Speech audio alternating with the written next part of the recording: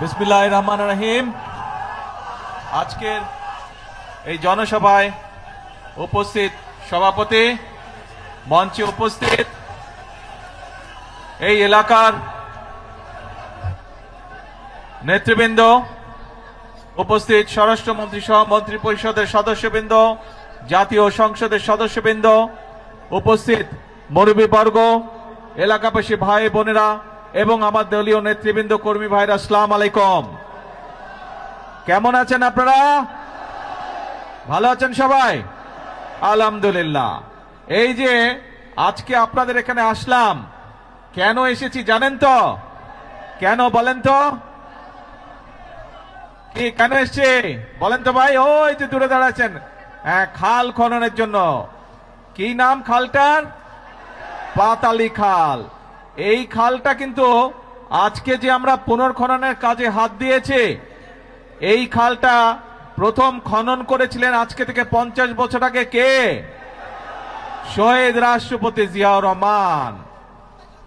প্রিয় ভাই বোনেরা, এই খালটি আমরা এই জন্য খনন করতে চাই, কারণ আপনাদের নিশ্চয়ই মনে আছে, আপনারা নির্বাচনের আগে শুনেছিলেন যে আমরা দেশের মানুষের সামনে বলেছিলাম যে আমরা সরকার গঠন করতে, আল্লাহর রহমতে সরকার গঠন করতে সক্ষম হলে আমরা দেশের জন্য কতগুলো কাজ করতে চাই এবং কি কি সেই কাজগুলো।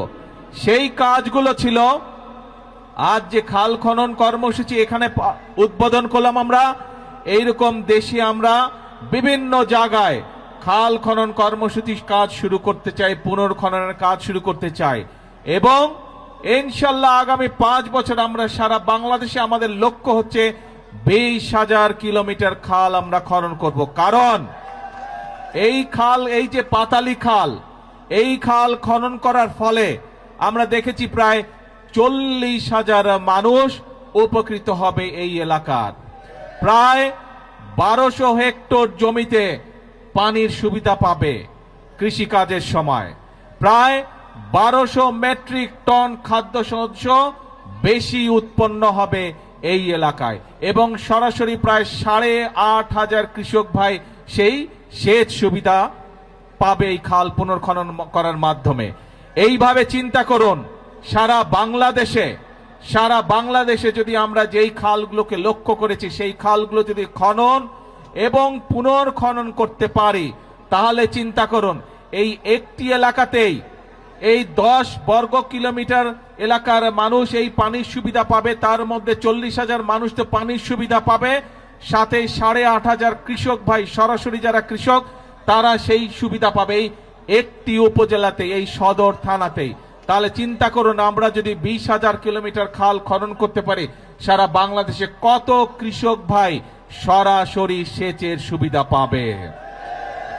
আমরা আগেই বলেছি, সব সময় বলছি, আজকেও বলছি, বিএনপির রাজনীতি হচ্ছে মানুষের জন্য রাজনীতি এবং সেই জন্যই আমরা কৃষক ভাইদের পাশে দাঁড়ানোর জন্য, কৃষক ভাইদের সুবিধার জন্য, কৃষক ভাইদেরকে স্বাবলম্বী করে গড়ে তোলার জন্য আমরা এই খাল খনন কর্মসূচি যেমন শুরু করেছি, একই সাথে আমরা নির্বাচনের আগে বলেছিলাম যে আমরা কৃষক ভাইদেরকে প্রতি বছর তাদের বীজ, কীটনাশক, ওষুধ বলুন, সার বলুন কেনার জন্য প্রতি বছর এককালীন আমরা তাদেরকে 2,500 টাকার একটি সুবিধা দিতে চাই এবং সেটি দিব আমরা ইনশাল্লাহ কৃষক কার্ডের মাধ্যমে।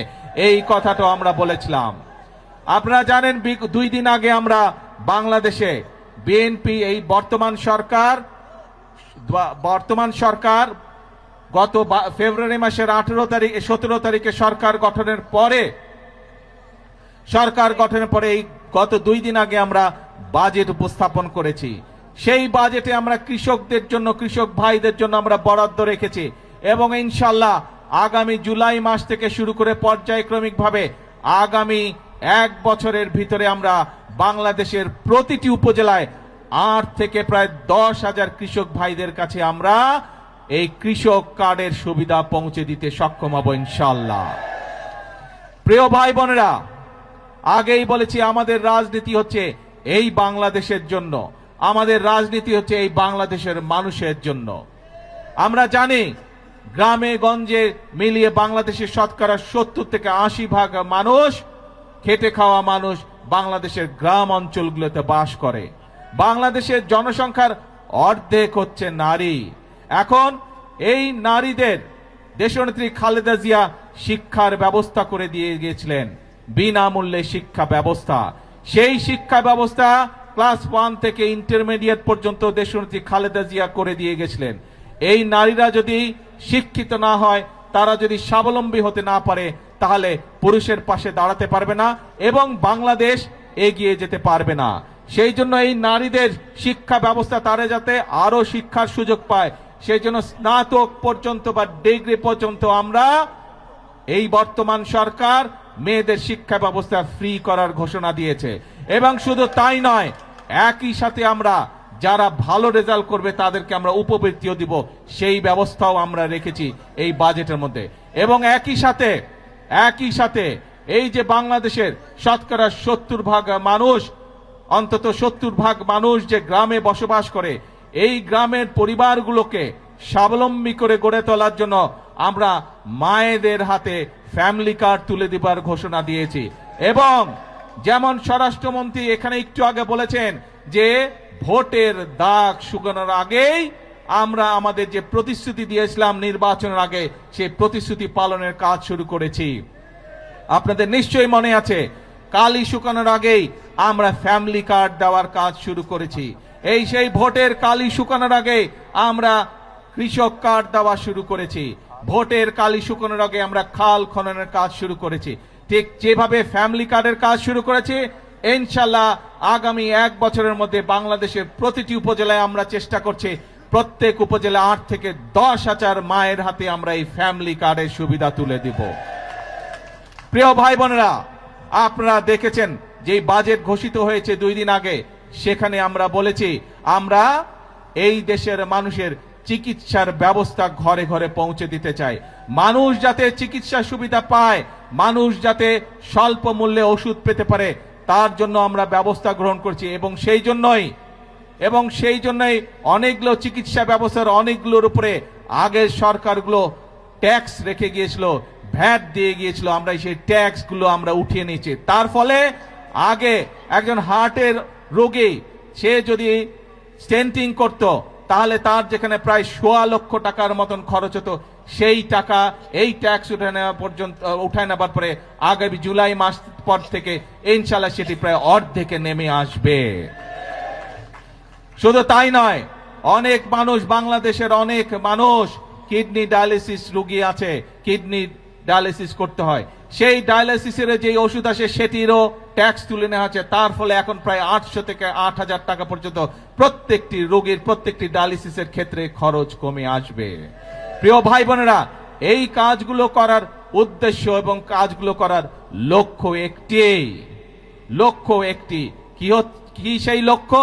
সেই লক্ষ্য হচ্ছে দেশের মানুষ যাতে একটু ভালো থাকতে পারে।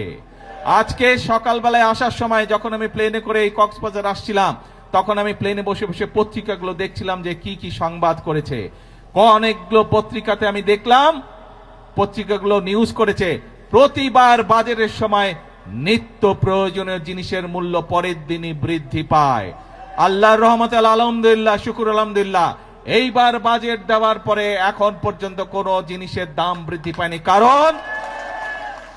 কারণ চাল, ডাল, তেল, নুন সব প্রয়োজনীয় যে জিনিসগুলো আছে তার উপরে যে সকল ট্যাক্স ছিল, বর্তমান সরকার এই 2 দিন আগের বাজেটে 60টি পণ্যের উপর থেকে ট্যাক্স তুলে নিয়েছে, যাতে করে নিত্য প্রয়োজনীয় জিনিসের দাম না বাড়ে। প্রিয় ভাই বোনেরা, কারণ উদ্দেশ্য একটি, লক্ষ্য একটি, দেশের মানুষ যাতে ভালো থাকতে পারে।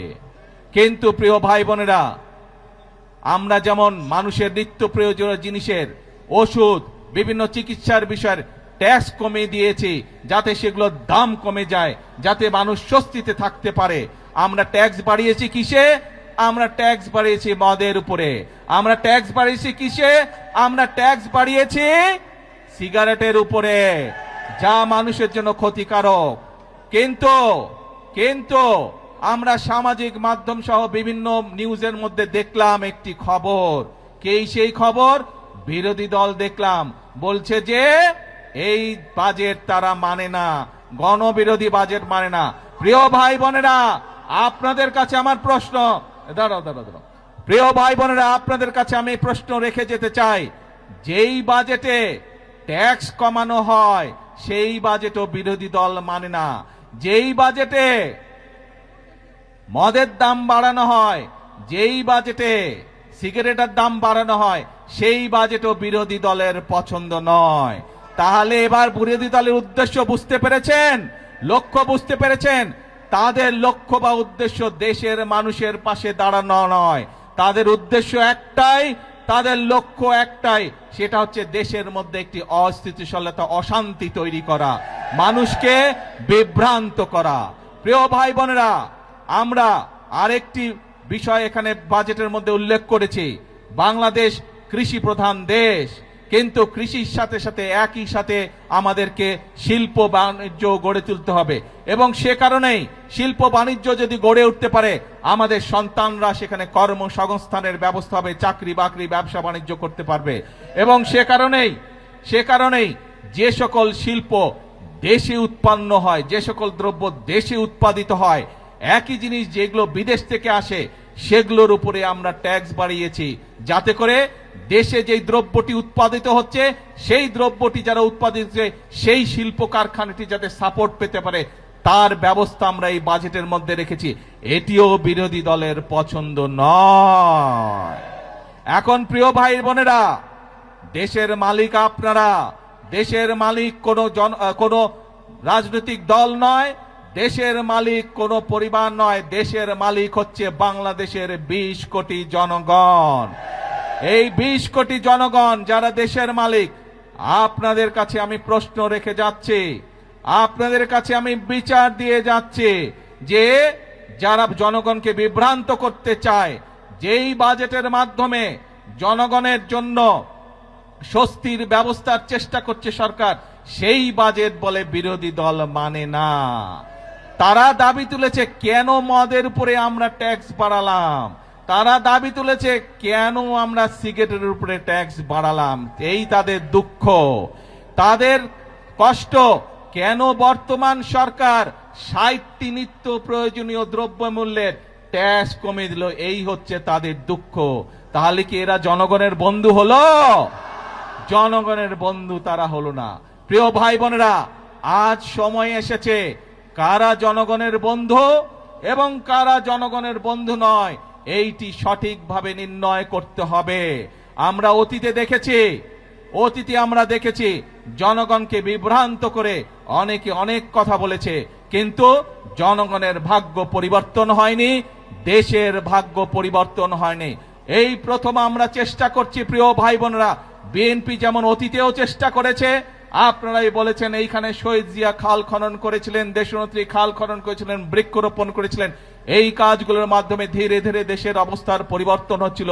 কিন্তু যারা বিভ্রান্তকারী, যারা ষড়যন্ত্রকারী, বিভিন্ন সময় তারা ষড়যন্ত্র করেছে এবং ষড়যন্ত্র করে মানুষের ভাগ্যের পরিবর্তনের যে গতি তাকে তারা বন্ধ করতে চেয়েছিল, দেশের ভাগ্যের পরিবর্তনের যে গতি তাকে তারা বন্ধ করতে চেয়েছিল। বিগত 12 তারিখের নির্বাচনে বাংলাদেশের মানুষ সিদ্ধান্ত নিয়েছে দেশের জন্য যারা কাজ করে তাদেরকেই বাংলাদেশের মানুষ দায়িত্ব দিয়েছে।